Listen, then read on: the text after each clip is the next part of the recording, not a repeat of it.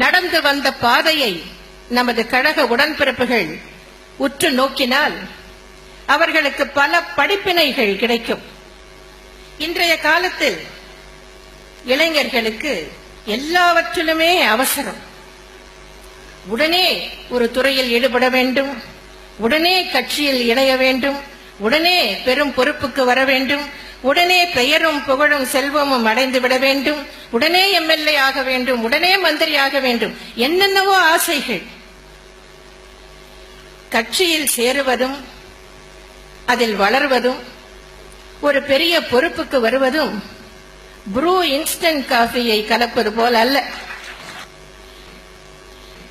திரு ஓ பன்னீர்செல்வம் அவர்கள் எப்படி வளர்ந்துள்ளார்கள் என்பதை உங்களுக்கு சுட்டிக்காட்ட விரும்புகிறேன். திரு ஓ பன்னீர்செல்வம் அவர்கள் 1977ஆம் ஆண்டில் கழக உறுப்பினராக இணைந்தார். 1980இல் பெரியகுளம் நகர 18வது வார்டு கழக மேலமைப்பு பிரதிநிதியாக இருந்தார். எண்ணி பாருங்கள், இன்றைக்கு என்ன நிலைமையில் இருக்கிறார். ஆனால் ஆரம்பத்தில் 80இல் பெரியகுளம் நகர 18வது வார்டு கழக மேலமைப்பு பிரதிநிதியாக இருந்துள்ளார்.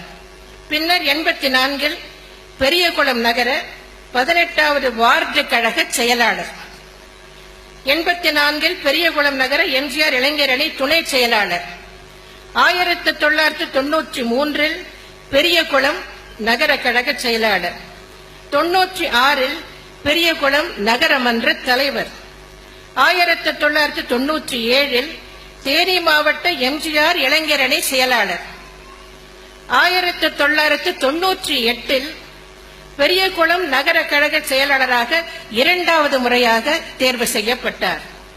2000இல் தேனி மாவட்ட கழக செயலாளர், 2001இல் பெரியகுளம் தொகுதி சட்டமன்ற உறுப்பினர்.